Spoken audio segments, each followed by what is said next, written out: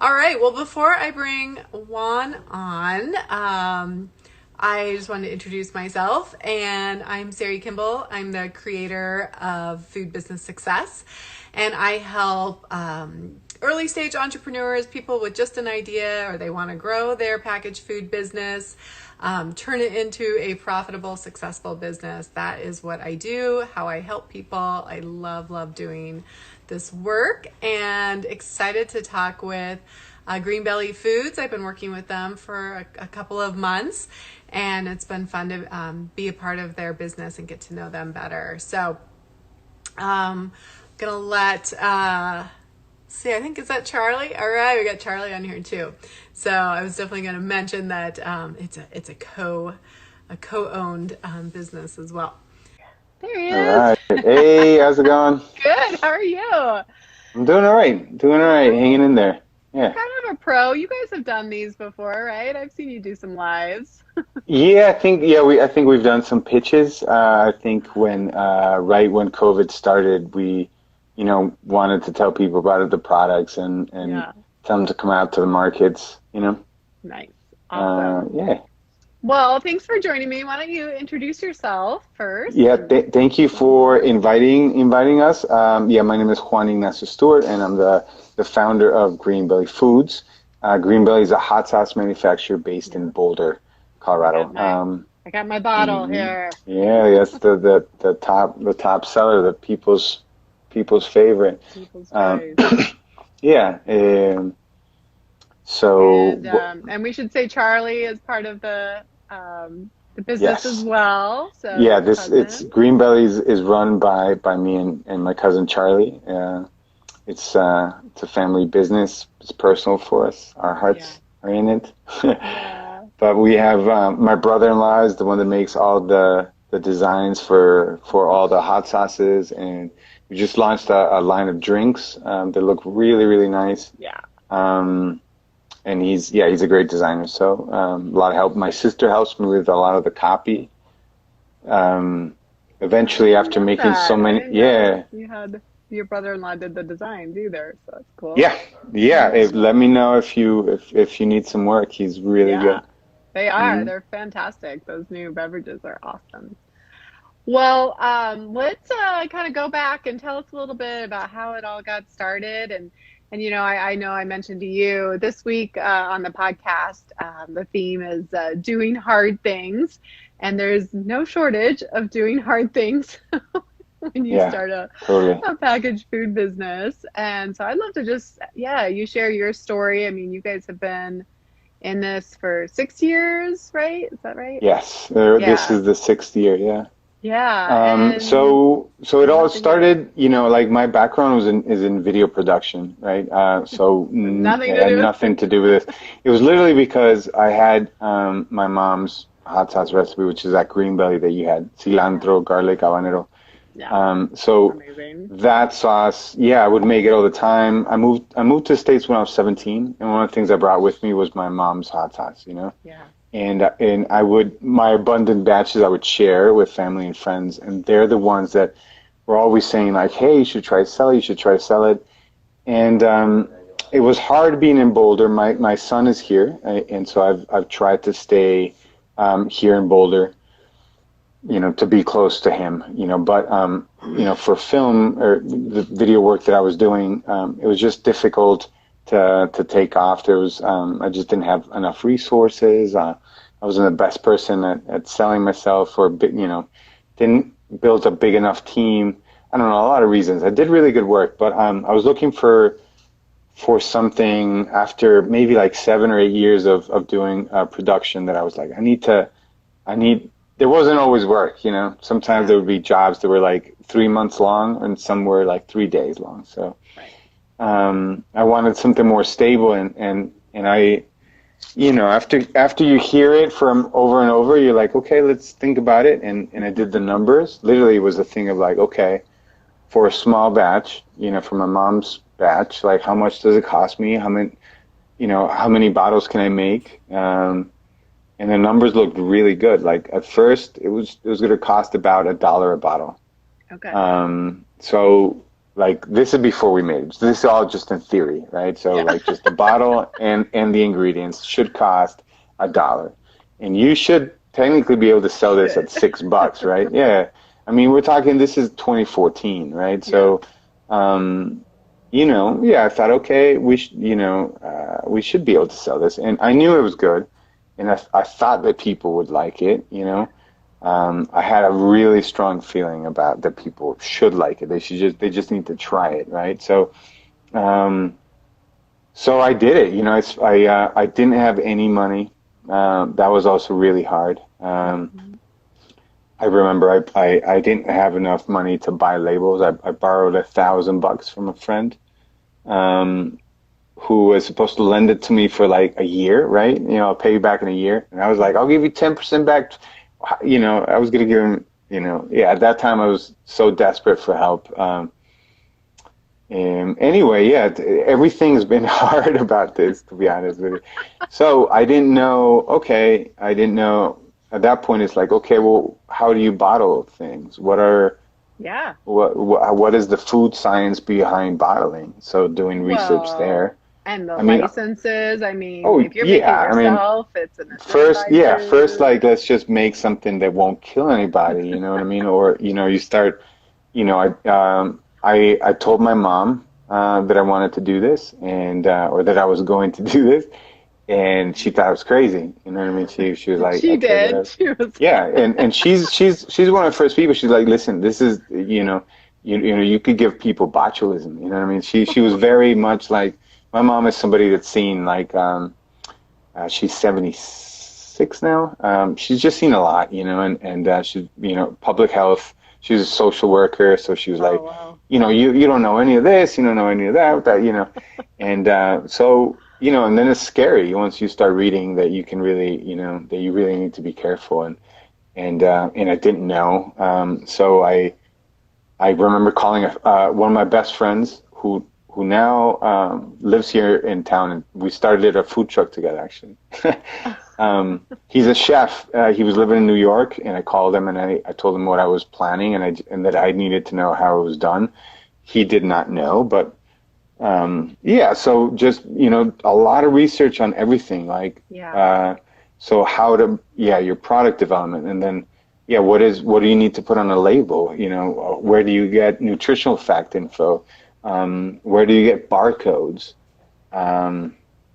Damn, and at that point you haven't even sold anything. Right. And you're still putting together So the label at that point. yeah, That's yeah. just what You it's know stuff what's for the funny, Sorry, label. is that like I remember the so I actually started 7 years ago, but the Okay. first year was a complete failure. Okay, like failure. So Like down the somehow drain. I think I had walked by the farmers market that was going on, and I think I walked through. It had just started, and I remember I went to ask, "Hey, how do you how do you sell here?" And they were like, Yeah. "Oh, well, um, people just set up." And somehow I don't know where I missed the part that you needed to apply, you Oh. know. This is I'm from Guatemala originally. I don't know if this is the country of like free market, right? You should just be able to show up, right? Literally, I think I just showed up with a tent and product, and I was like, and I went to the manager. I was like, "Hey, I wanted to get a spot." This is like the Boulder County And Farmers listen. Market, So right? I had bottled it, and I had made this like tiny label that I had wrapped around the bottles with twine. Yeah. Like it was like the first batch. And on the backside it had the ingredients. And I remember, so the farmers market said no. No, that's not how it works. So I was like, okay, Why? fine. So then I went to Alfalfa's, and I was like, hey, I have some hot sauce, and they were like, no. Like just said no. They actually said, why don't you go to the farmers market? So I was like, so fine. And the next year, I applied, and I did the thing, and I got in. And I also went to Alfalfa's immediately once I had like a proper label and everything. So same sauce, just with a bottle with a label, and yeah, they bought 2 cases on the spot. They did. Oh. Yeah, That was immediately. back Yeah, in the day. Yeah, like yeah. Back You then, know, Whole if your Foods, you product could is just good, buy there it. is things that you have to do, like figure out packaging and all that other stuff. But you know, I stand by my products. They're phenomenal. You know, I'm Yeah, really lucky yeah, to have good recipes. You know, like yeah. so. Everything's been hard. Nothing's been, you know what's been hard is that every year you have like new challenges. Let's take that first year where I had to like Right. figure out everything. Um, you know, then the next year it's like, you know, so it's great. Oh, you have a new year, but the next year is like totally new problems, you know? Like, so what you learned from last year doesn't really apply anymore. I mean, it's great now, you know, but now, so Now for you got new example, the second challenges, year it was like, okay, I learned how to do markets. Well, then how do you do three farmers markets? You right? know, how do you hire people, right? So then that second year, I didn't hire anybody. I would still do all of the markets myself, right? Yeah. And then the third year, it was like, okay, then we got into six markets. So then I had to figure out how to work with staff, yeah, you know, Yeah. and And accounting. then, Oh gosh, right, right. how about, you know, like, oh, a website, oh, online orders, oh, you know, Mm-hmm. getting into retail. Amazon. Yeah, Yeah, now you guys are on Amazon and killing it over there. So, yeah, yeah. um, yeah, and I don't want to be like, "Hey, everybody, this is really hard. Don't do this." But I think you do.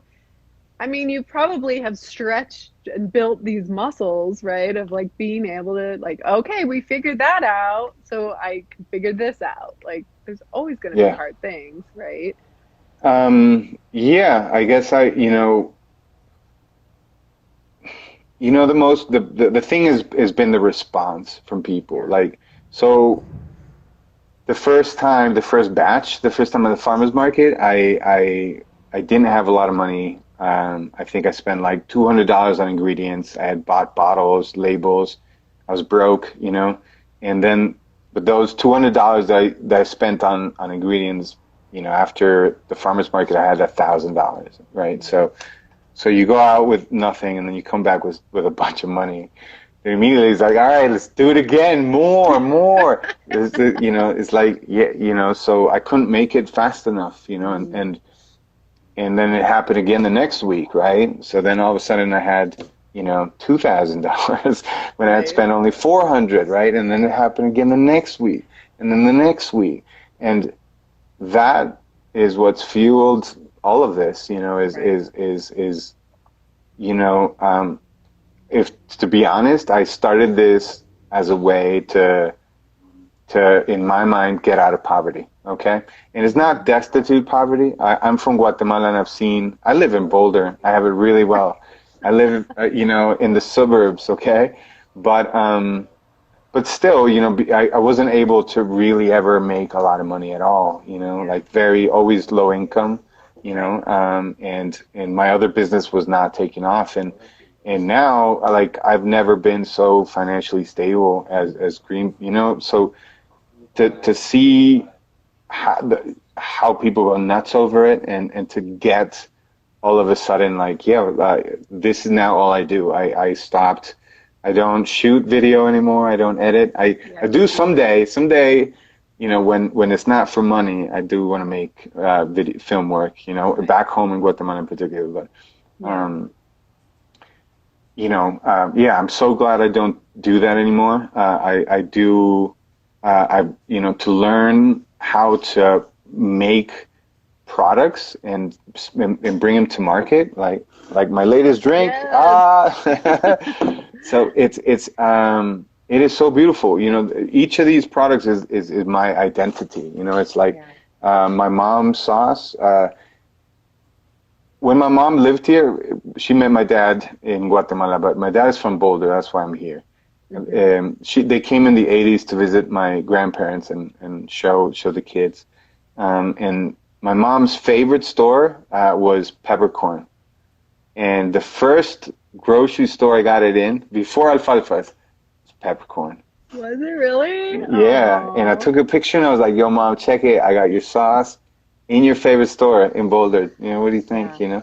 So and then so many things. Like I used to make the like refried black beans, which are like the Guatemalan staple food, you know. And I had it on the farmers market just as a way of like selling hot sauce. And then people asked me to sell it to them, like demanded. And then I started packaging that. I bring up pepper from, yeah. I stopped. I'm not doing it anymore. It's too hard. Refrigerated products, stay away from that. But, you know, the peppers I bring from Guatemala are really special to me. Like, they're grown by Mayan Kikchi communities. This pepper is, in Guatemala, is a big, it's, your grandma would have it at home, you know? It's amazing. And all of it is it's like building pieces of my identity, making them into cool products that people are going nuts over. Yeah. So that's been amazing, you know? So all of that hard work, you know, if you have something good, you know, it'll pay off. Right. But you did stick with the farmers market model for a number of years. When did you get into retail? So, I mean, you got into those early couple stores. The small boutique stores like Alfalfa's and Lucky's Market, Peppercorn. So that was like maybe the first year, you know? Okay. Because the first year I only did one farmer's market, right? Okay. And so that's where, and I didn't quit my multiple day jobs, okay? So at the time, this was just a test. It was just an idea to see if it works. Yeah. So I was teaching at 3 different high schools. I was teaching youth media, and I also had my production company on the side where I was producing videos for nonprofits, artists, and stuff. So I didn't quit those jobs, and that was like literally just a Wednesday Boulder Farmers Market. That was the first market. But I saw from there what I could do if I was in multiple ones. Right. And so I kept those other jobs. So that's the thing. You're juggling like, I don't know how many jobs I was doing, you know, like, and then the second year I was like, okay, let's get into 3 markets, you know, so Boulder Wednesday, Boulder Saturday, Longmont. And, you know, so my sales, you know, just grew, you know, so all of a sudden I was like, okay, yeah, this is happening everywhere. I had no idea what the power of farmers markets were because the farmers markets were kind of out of my budget when I was, you know, before Green Valley. I didn't used to really go. Yeah, you know. Yeah. So I had food stamps, you know, when I started this, you know, and why would I go to the farmers market? Now farmers markets have gotten smart and realized, you know, they accept food stamps now from people. So in fact, they have great programs to help people. I give discounts to people on food stamps. Actually, they get. I always have, you know. So,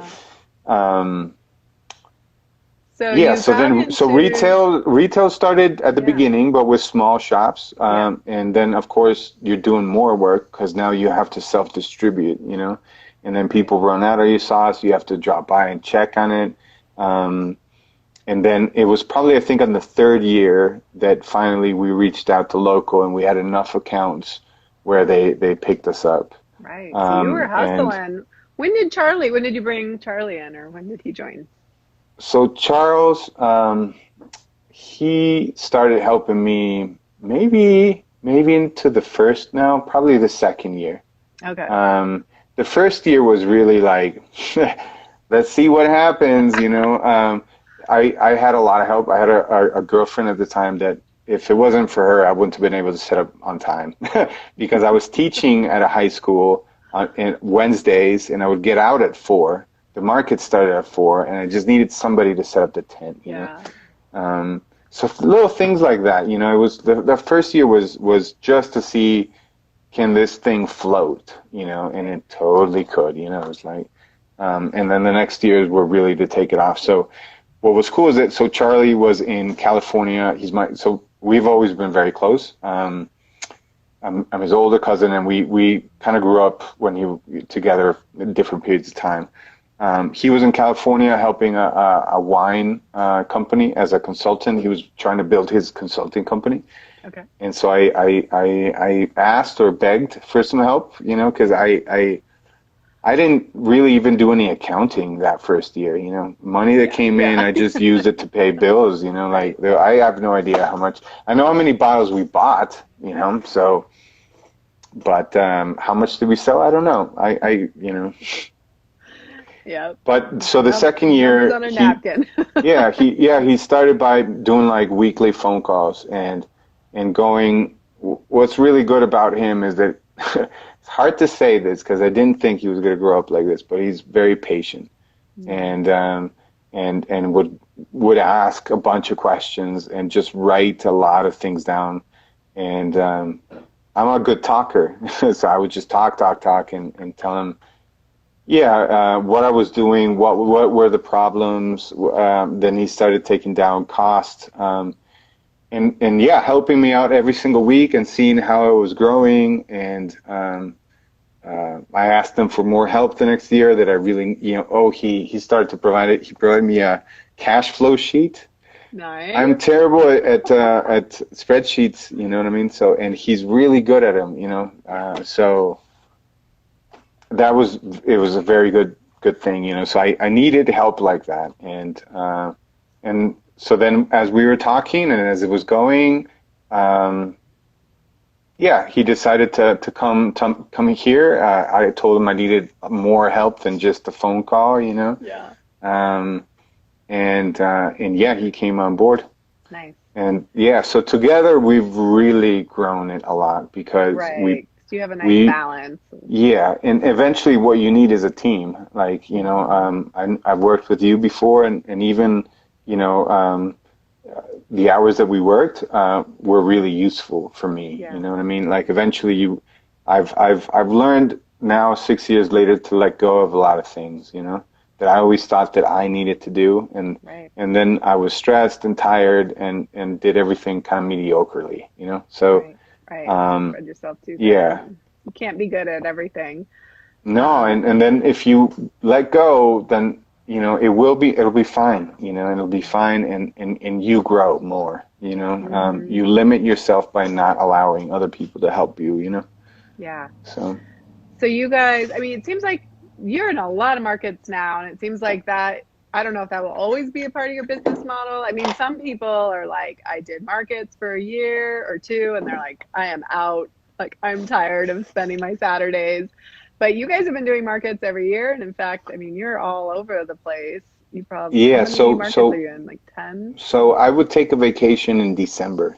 You know, go to Guatemala. And I recommend everybody to do the same thing. It's beautiful down there in December. People out in the streets is great. You know, so... and what I was used to is, yes, you know, like June, July, August, September, you know, this year's been easier, but every other year before that, it was 7 days a week, you know. Yeah. But like I said, this for me has been like, it's been really successful, and it's got a bright future. So I'm the one responsible, you know, to keep it going, you know. So it's totally up to the person, you know, if on what your circumstances are. But for me, this is like the best. This is this is the golden egg, you know, that I found. You know what I mean? Like I need to keep on building it, and that's what's been driving me. I've seen other companies very similar to Greenbelly. It started at the farmers market, became $1 million companies. I've seen my sales doubled or tripled the first 4 years of business, you know, like massively, you know, from, you know, not, you know, I don't know, maybe the first year, maybe I did 15,000 in sales to, you know, 250,000 in pretty much direct to consumer sales, right? So the thing with farmers markets is retail is a very hard game, right? You won't make almost any money out of it. So I'll give you an example. Alfalfa's downtown Boulder will maybe sell like 2 to 4 cases of Green Belly in a month, right? At one farmer's market, I can sell, and to alfalfas, I have to give it to them really cheap. Right. You don't get paid until 30, more like 45 days later, 60 days later, for nothing. 2 to 4 cases in a month. I can sell 6 cases in 6 hours at retail price at a farmer's market of just the one sauce, right? So the cash flow that you can generate if you have something good that people want is there. And so then all you have to do is go work, you know, and it's not easy, but you know, depends what you want to do, you know. For me, green bellies become you know, the biggest thing I've been created, you know, like it's really growing. Like I've shipped sauce to Japan, to Germany, to Sweden. I just sent to Australia. I mean, it's, you know, I don't know. Well, and you guys are in, so yeah, I think it's great that you guys are keeping the farmers market model. I think it works in your business where you get that cash flow and that helps you to do other things. Like you said, sometimes going in the wholesale route can be really challenging. You are in distribution now, but even then you go in distribution and now your margins get even smaller. So we should note that you are co-packed. So somebody else makes your product, so you're not in the kitchen, which frees up your time somewhat. That started like in year 3 as well. As far as, so I've saved a lot of money by doing everything myself. And I also started with no money. So of course you save money when you don't have money. So I've a lot of it I've had to do myself, but slowly, you let go. And trusting other people. It was my cousin Charlie's idea to start to try a co-packer. You know, I had already bought, you know, after filling hot sauce by hand for 2 years, I bought a piston filler, and I thought, I'm just gonna do it myself, you know. And it's I wouldn't have gone to a co-packer, but I was pushed by my partner, my business partner, who saw that. He was also able to bring credit, you know. So at the time, we just didn't have the cash flow to even go there, you know, and make those big batches, right? So that was really helpful. And I do want to move out of the farmers market model, but I also have seen this grow a lot, and I don't want to let go of it, you know, give it away to investors quite yet, you know. I want to keep on growing it more because it's super valuable. It just needs more. It's hard, you know, to take things up there when you don't have a bunch of money to throw at it, you know. So. Well, and I mean, the farmers market have led to opportunities, right? That's how you got into Kroger. Is that, or was it? That was actually Naturally Boulder. Naturally Boulder set up a meeting with the buyers. So King Soopers was there, Safe was there, and Whole Foods. So we really built all the small accounts, and as you know, like I built the small accounts, but when the farmers market started, I would forget about them because I was really selling a lot. I would, you know, it was the way for me to grow.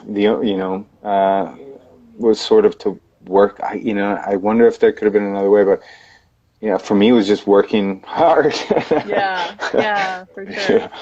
You know. And then you added, you do have online, and you added Amazon.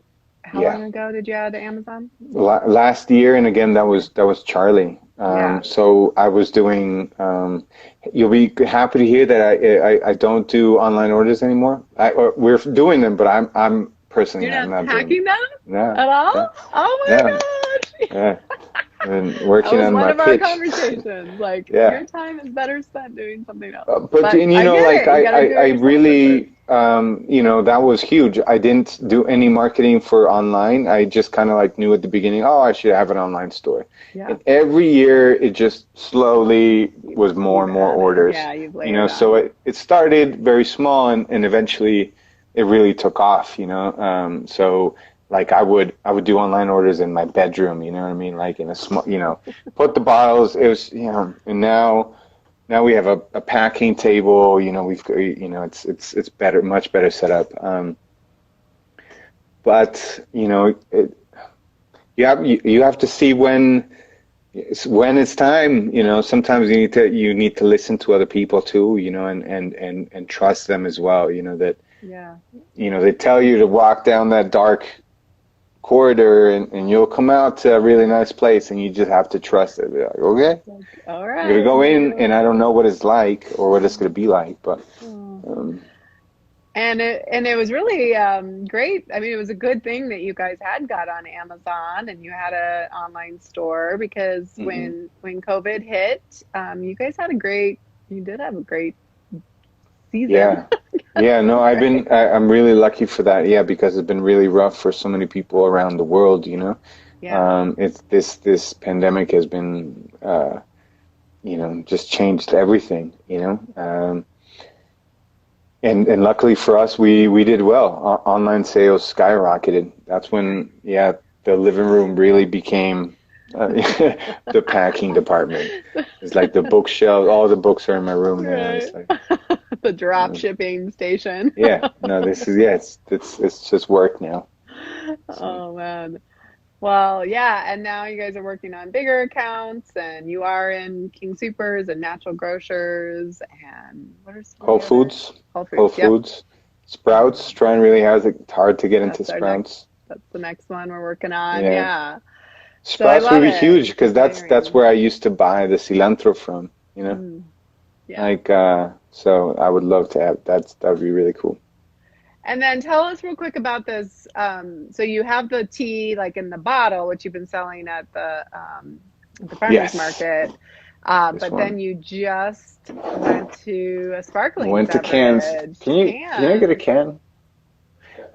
So all of this has kind of grown organically. The drink, this is Rosa Jamaica, is a hibiscus. Let's see if you can see the color. A hibiscus drink that it's like an agua fresca or something that from Mexico to Colombia, all over Central America, is what you drink for lunch or when it's hot. It's made with hibiscus, not the flowery hibiscus, but here is the can. Check it out. So cool. Oh, the can looks so nice. Yeah. And it's absolutely delicious. Like really, really refreshing. It's actually good for you.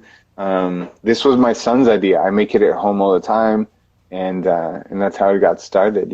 So nice. Well, that's an exciting move for you to kind of add to the really catalog.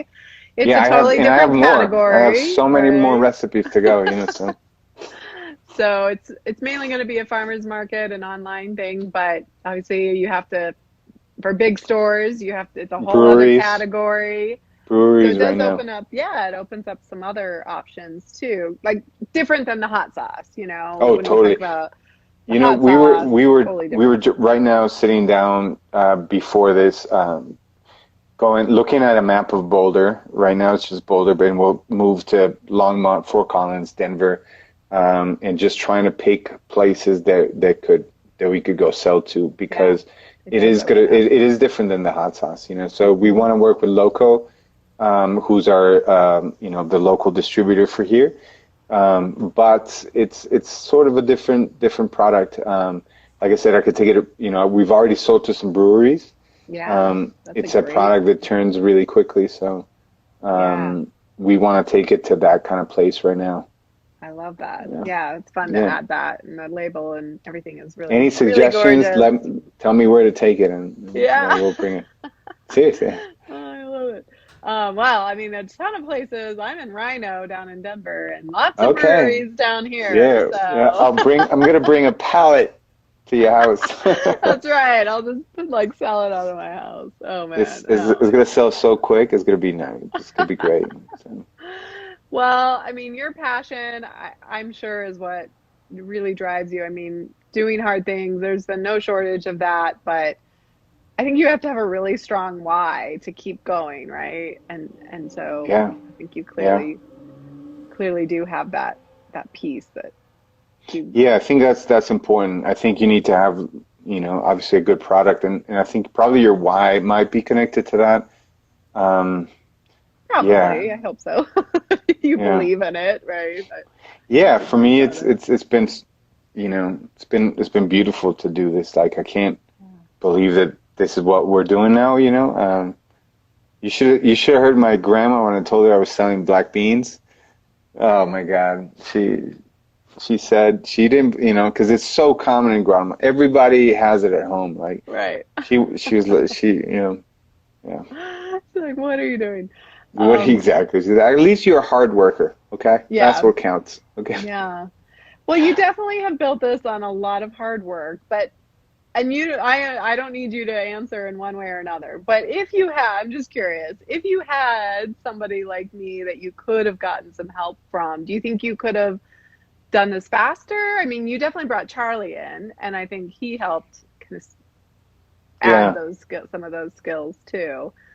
I'm just curious, like, Yeah. I You mean, I know, know money was an issue, but yeah, exactly right. And that's what I was going to say is that it took me also a little bit of time to let go of my other jobs, hmm um, for a lot of reasons, you know, like, so Greenbelly became, really self-sustaining after the first year. Like it was like, yeah. it would pay for itself to run, hmm you know, at the beginning to start. So, but I didn't, I've only, you know, so I slowly started paying myself. I Yeah. still pay myself very, you know, just the minimum I need to get by. You know, I'm putting everything back into the business and trying to grow it. That's always been the idea. Just put more into the gold mine. You know, so that's been one of the hard parts is sort of not feeling like I could, yeah, just quit all my jobs Right. and. You know, how was I going to pay the rent? You know, how am I going to put food on the table? You know, it's difficult doing this. You know, being an entrepreneur, especially when I never planned it, I didn't want to do it. It wasn't necessarily something I feel it was by choice. I mean, I was I chose it, but you know what I mean. I really feel like I was like, okay, well, you've tried all these other things now. You know, try this. You know, so. Yeah. Um,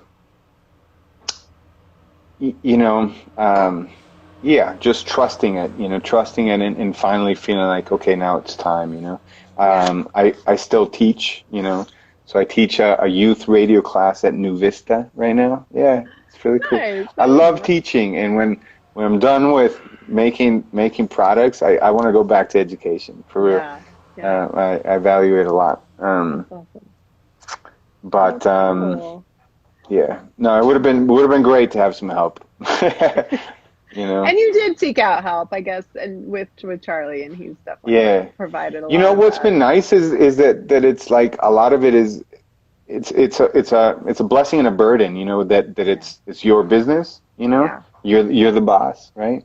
So nobody can, you know, tell you what you're doing if you're doing it right or wrong, you know. So on the one side it's really the burden is all on you that you have to carry it all. You have to if you don't show up, it doesn't go anywhere or it Right. dies if you leave it alone. So that's really hard. But the other good part is like, well, you can decide, you know, how much pressure, you know, you can decide how to do it. How fast to Um, go. Yeah, yeah. exactly. Awesome. So Well, you guys have done a phenomenal job. I mean, you've done an amazing job just building this, and thank you. I can't wait to see what's in store for you guys over the next few years, and continue to Yeah. see you at the farmers markets, but also on retail store shelves and all the places. So, oh, and where can people go and find you guys online or social media? Online 24/7 at greenbellyfoods.com. Also, we're on Amazon as well.